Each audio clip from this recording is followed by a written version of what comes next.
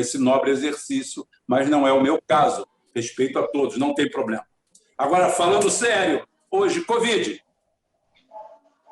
Covid é a nossa pedra filosofal, a pedra angular da sociedade mundial e o primeiro grande desafio que a gente enfrenta. O que tem de verdade, o que tem de mentira? A gente não sabe.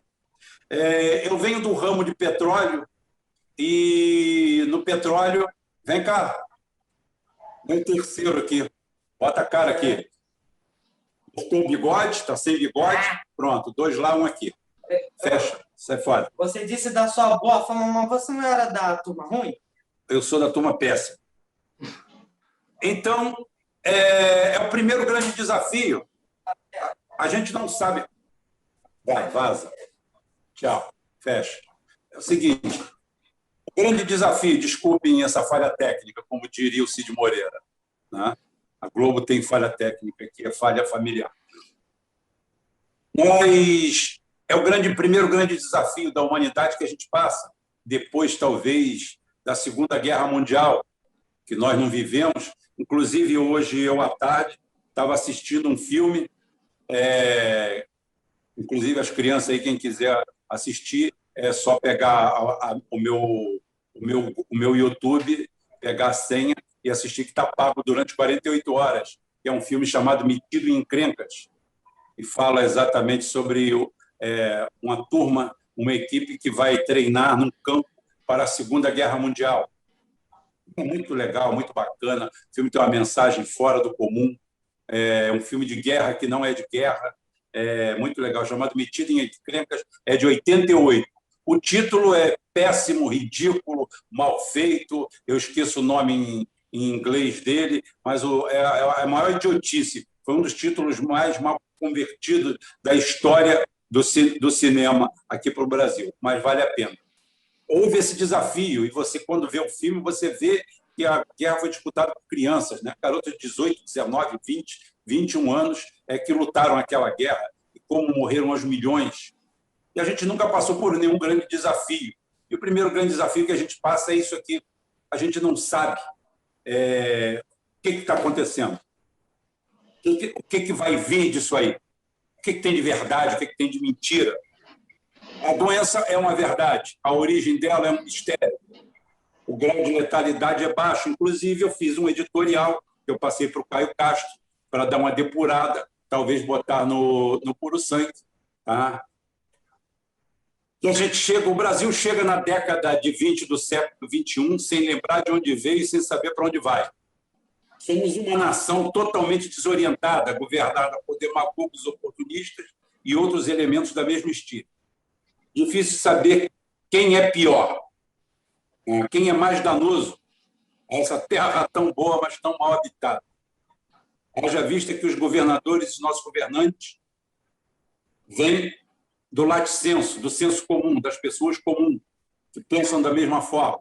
Ou seja, por mais que você fale mal dos nossos governantes, nenhum deles veio de Marte. Todos eles comprovadamente nasceram aqui.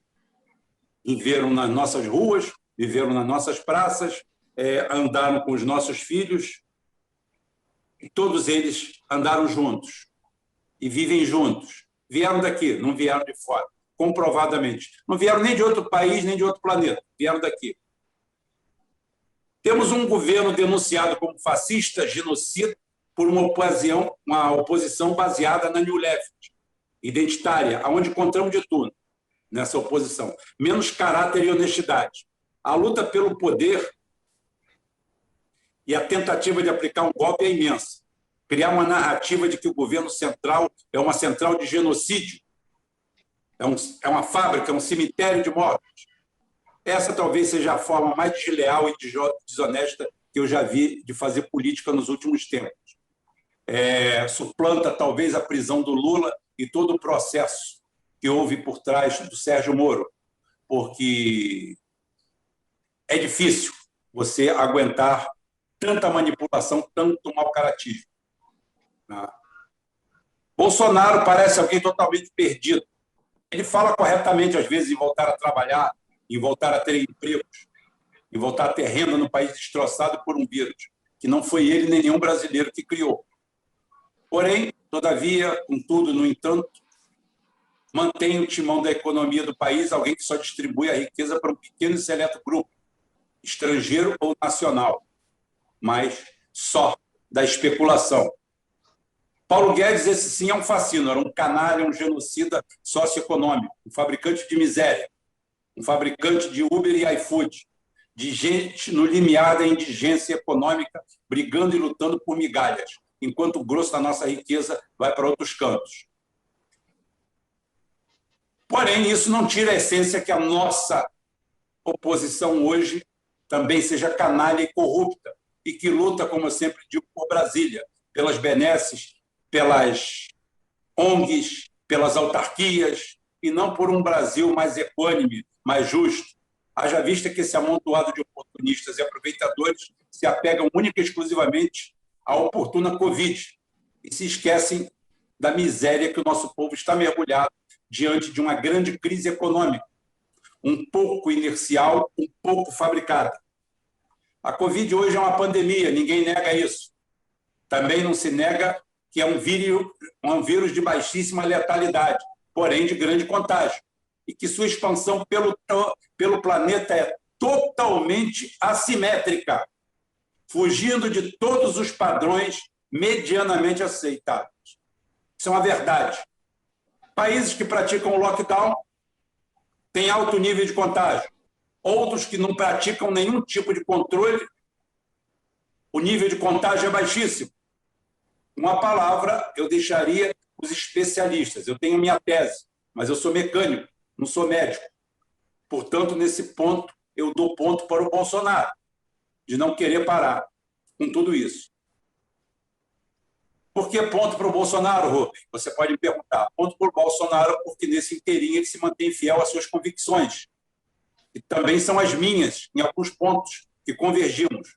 Podemos manter um controle sanitário altíssimo sem essa figura tosca desse lockdown caduco, onde um fecha, outro abre, um tapa, outro estampa, alguém proíbe, outro solta, as praias estão lotadas.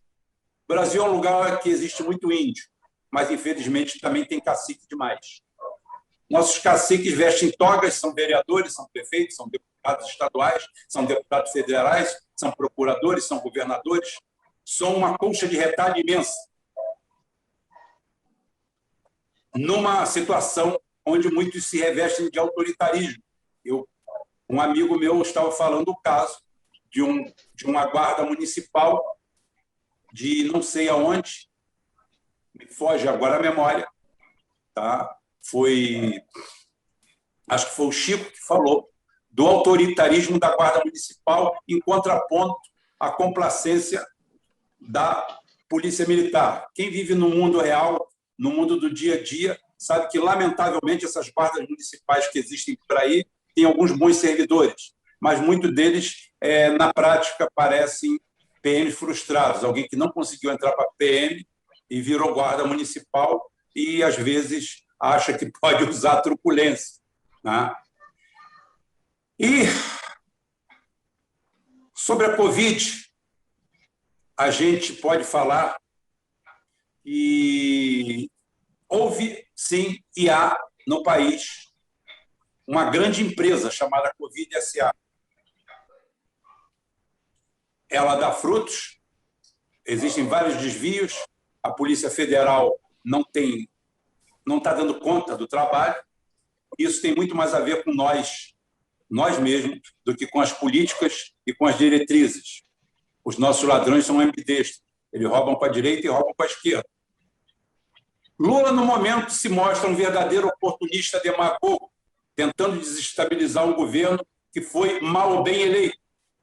E governo ruim se tira no voto, já dizia Ciro Gomes, antes de, mais uma vez, como uma boa biruta do aeroporto do interior, mudar tudo que falou, de dizer tudo que disse e se mostrar tão confiável quanto o escorpião nas costas de um sapo. A situação do Brasil realmente não é para amadores. E hoje nós vamos falar exatamente sobre isso.